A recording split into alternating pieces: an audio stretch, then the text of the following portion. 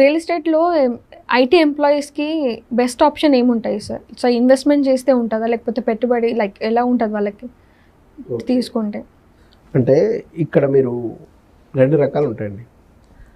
IT people invest చేద్దాం అనుకుంటున్నారా, లేకపోతే అదే ఐటీ పీపుల్ సెకండ్ ఇన్కమ్ కోసం ఈ రియాలిటీలో టైం కేటాయిద్దాం అనుకుంటున్నారా? ఏమనుకుంటున్నారు మీ దాంట్లో? అవును, అంటే మీరు ఇన్వెస్ట్మెంట్స్ గురించి అడుగుతున్నారా? రెండో అడుగులు చెప్పండి సార్. ఇన్వెస్ట్మెంట్ ఎలా ఉంటుంది, లైక్ సెకండ్ ఇన్కమ్ లాగా వాళ్ళు చేసుకుంటే ఎలా ఉంటుంది? ఓకే, సో ఐటీ పీపుల్ ఎవరైతే ఉన్నారో వాళ్ళు ఇన్వెస్ట్మెంట్ చేయాలనుకుంటే వాళ్ళ శాలరీస్ మినిమం 1.5 lakh 2 lakh ఈ రేంజ్లో ఉన్న వాళ్ళు అయితే ఇన్వెస్ట్మెంట్ చేయాల్సింది ఎక్కడో 5 to 10 years బాగా డెవలప్ అవుతున్న ఏరియాలో కాకుండా రెడీ టు కన్స్ట్రక్షన్ లేదా విత్ ఇన్ 5 years లోపు బాగా డెవలప్ అయ్యే ఏరియా హెచ్ఎండిఏ లాంటి ప్రాపర్టీ తీసుకుంటే ఈ ఐటీ పీపుల్కు ఎక్కువ సూటబుల్. లేదా కమర్షియల్ బిట్లు ఏదైతే ఉంటో అటువంటి దాని మీద ఫోకస్ చేస్తే ఈ ఐటీ పీపుల్ తొందరగా సక్సెస్ కావడానికి స్కోపు. ఎందుకంటే వీళ్ళు రేపు లోన్కి వెళ్తే కూడా వీళ్ళకి దాదాపు 60 lakh 70 lakh 80 lakh ఇవ్వడానికి కూడా చాలా బ్యాంకులు ముందుకు వచ్చే అవకాశం ఉంది ఈ రకమైన శాలరీ ఉన్నప్పుడు. అంటే ఇంత పేయింగ్ కెపాసిటీ ఉన్నప్పుడు వీళ్ళెళ్ళి ఎక్కడో 10 years అయితే డెవలప్ అవుతావు అనే ఏరియాలో ల్యాండ్ తీసుకోవడం అనేది అంత ప్రిఫరబుల్ కాదు వీళ్ళకు. కాబట్టి వీళ్ళకు లోన్స్ వస్తాయి కాబట్టి దీని మీద ఎక్కువగా ఈ ఐటీ పీపుల్ అంతా సాధ్యమైనంత వరకు తక్కువ ఏజ్ గ్రూప్ వాళ్ళే ఉంటారు కాబట్టి మొదట్లో ఏదైతే 25-30 years లోపు వాళ్ళే కాబట్టి డైరెక్ట్ టు డైరెక్ట్ వీళ్ళు అపార్ట్మెంట్కో ఇండిపెండెంట్ హౌస్కు పోకపోతే ఎక్కువ ఉపయోగం. ఎందుకంటే వన్స్ ఒకసారి ఈఎంఐ చట్రంలో ఇరుక్కుంటే దాదాపు 20 years నీకు ఇష్టం ఉన్నా లేకపోయినా 20 years ఈఎంఐ పే చేస్తూనే ఉండాలి. దానికంటే నేను ఇచ్చే సలహా ఏంటంటే మీకు ఈ రేంజ్లో రీపేమెంట్ కెపాసిటీ ఉన్నప్పుడు మీ salaries near by 1.5 lakh 2 lakhs ఈ రేంజ్లో ఉన్నప్పుడు మీరు సాధ్యమైనంత వరకు ఓపెన్ ప్లాట్లో హెచ్ఎండిఏ లాంటి దాంట్లో లేదా రోడ్ బిట్ ఏదైతే కమర్షియల్ లాంటివి ఉంటావో అటువంటి దాంట్లో మీద ఇన్వెస్ట్ చేస్తే మీరు 35-40 years వచ్చే లోపే ఖచ్చితంగా మీరు తీసుకున్నది డబుల్ త్రిబుల్ అయ్యడంతో పాటు అది ఇల్లు కట్టుకునే పరిధికి వచ్చేస్తుంది. లేదా రేపు అమ్ముకుంటే కూడా మీరు పెట్టిన దానికి దాదాపు తక్కువలో 5 times వస్తుంది. అంటే దాదాపు మీరు 50 lakhs ఆ రేంజ్లో పెట్టి తీసుకుంటే ఈ విత్ ఇన్ 5 years ఈ రేంజ్లో వచ్చేసరికల్లా నియర్ బై మీకు 2 CR దాకా వచ్చే అవకాశాలు ఉన్నాయి. అట్లా చేస్తే మీ లైఫ్ కంపల్సరీ సస్టైనబుల్గా సూటబుల్గా పర్ఫెక్ట్గా ఉండే అవకాశం ఉంటుంది.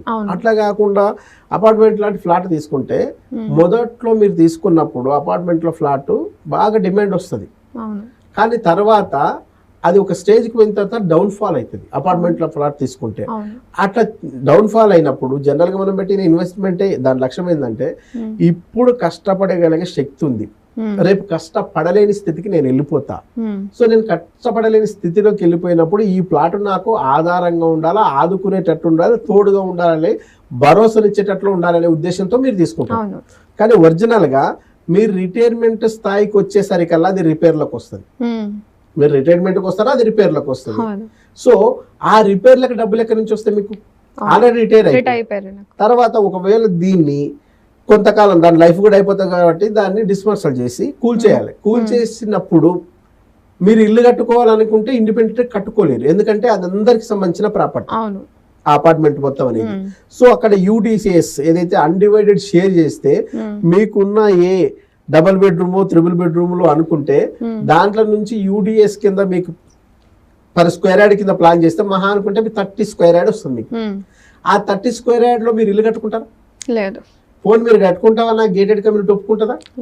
మరి అప్పుడు మీరు మళ్ళీ తిరిగి కన్స్ట్రక్షన్ చేయాలంటే మీకు బ్యాంకులు లోన్ ఇస్తాయా? కాబట్టి అటువంటి తప్పిదాలకు మీరు పోకుండా మొదట్లోనే ఇండిపెండెంట్ గా ఇల్లు కావాలనుకుంటే మీరు ఓపెన్ ప్లాట్ మీద ఒక 5 సంవత్సరాలు కరెక్ట్ ఫోకస్ చేసి ఏడన్నా తీసుకుంటే మీరు లైఫ్ లాంగ్ 300 గజాల ప్లాట్ తీసుకున్నాను అనుకోండి, దీన్ని అమ్మేస్తే ఇవే డబ్బులతోటి హైదరాబాద్ లాంటి చోట్ల డైరెక్ట్ ఇల్లే వచ్చే అవకాశం ఉంది.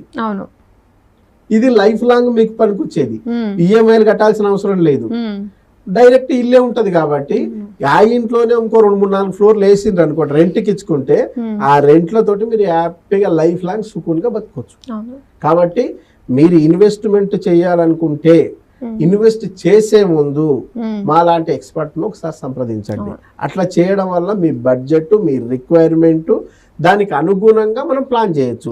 సో బ్యాంకర్స్ కూడా ఎటువంటి బ్యాంక్ అయితే మీకు సెట్ అవుతుంది, మళ్ళీ మీరు పెట్టుకోవాల్సిన పీరియడ్ కూడా 5 years పెట్టుకోవాలన్నా, 10 years పెట్టుకోవాలన్నా, 15 years పెట్టుకోవాలన్నా ఎట్లాగైనా ప్లాన్ చేయొచ్చు. లేదు మీ దగ్గర ఎక్కువ డౌన్ పేమెంట్ చేయడానికి మనీ ఎక్కువ ఉంది అనుకోండి, మీరు అప్పుడు లోనుకు ప్రాపర్టీ లోన్కి వెళ్ళకూడదు, పర్సనల్ లోన్కి వెళ్ళాలి. సో ప్రాపర్టీ లోన్ బెటరా, పర్సనల్ లోన్ బెటరా అనేది కూడా దీన్ని చాలా అంశాల మీద డిపెండ్ అయి ఉంటుంది. సో ఇవన్నీ కూడా తెలుసుకొని మీరు ప్రాపర్టీ ప్లాన్ చేసుకుంటే ఎక్కువ ఉపయోగం. ఇది ఒక రకం. ఇన్ కేస్ మీ దగ్గర డబ్బులే లేవు, ఇందాక ఇన్వెస్ట్ అంటే ఐటీ పీపుల్ ఇన్వెస్ట్మెంట్ ఎక్కడ చేస్తే బాగుంటుంది అని మాట్లాడుకున్నాం. నేనేం చెప్తున్నా, ఒకవేళ మీ దగ్గర డబ్బులు ఇన్వెస్ట్ చేయడానికి లేకపోతే మీ దగ్గర టైం ఉంది కదా ఇన్వెస్ట్ చేయడానికి, ఈ టయాన్ని కూడా ఇన్వెస్ట్ చేసి మీరు రియల్ ఎస్టేట్ లో సక్సెస్ కావచ్చు. పైసా పెట్టుబడి పెట్టాల్సిన అవసరం లేదు, జస్ట్ మాటని, అది కూడా మంచి మాటను. సలహాలు ఇస్తే ఎవరైనా డబ్బులు ఇస్తారా? లేదు. కానీ ఇక్కడ సలహాలు ఇస్తే కూడా డబ్బులు వస్తాయి. మాటనే పెట్టుబడికి పెట్టి, అది కూడా ఒక మంచి మాటను, మీ నాలెడ్జ్ను. ఇప్పుడు మీరు అవునన్నా కాదన్నా, మన గుంటూరు కారం సినిమా మీరు చూసారనుకోండి, ఎవరు మిమ్మల్ని స్టోరీ అడగల, అయినా మీరు షేర్ చేస్తున్నారా లేదా? ఎందుకు? మీకు నచ్చింది కాబట్టి, మీకు తృప్తి ఉంది కాబట్టి షేర్ చేసుకుంటున్నాం. అట్లాగే రియల్ ఎస్టేట్ లో మనం ఒక ప్రాపర్టీ ఎవరికైనా ఇప్పించినాం అనుకోండి, ఖచ్చితంగా వాళ్ళ జీవితం హ్యాపీగా ఉంటుంది. వాళ్ళకు పుణ్యం చేసిన మహానీయులం అవుతాం. సో ఇటువంటి నువ్వు వచ్చి డైరెక్ట్ ఇప్పుడు షాద్ నగరే ఉంది అనుకోండి, షాద్ నగర్ లో బెంగళూరు హైవేలో ఏం డెవలప్మెంట్ ఉంది ఓ రోజు చూడండి. అక్కడ మైక్రోసాఫ్ట్ డేటా సెంటర్ ఎందుకు వస్తుంది, అమెజాన్ డేటా సెంటర్ ఎందుకు వస్తుంది, జాన్సన్ అండ్ జాన్సన్ ఎందుకు వచ్చింది, పిఎన్జి ఎందుకు వచ్చింది, ఏషియన్ పెయింట్ ఎందుకు వస్తుంది, మెడ్జస్టోన్ ఎందుకు వచ్చేసింది, ఎరోలైట్ ఎందుకు వచ్చేసింది, అట్లాగే ఎలికట్ట దగ్గర సెజ్ ఎందుకు వచ్చింది, బాలానగర్ లో సెజ్ ఎట్లా వచ్చింది, ఆ పక్కనే ఉన్న బురుగుల దగ్గర సెజ్ ఎట్లా ఉంది, ఆ పక్కకు పోతే కడతాల దగ్గర ఎట్లా సెజ్ వచ్చింది.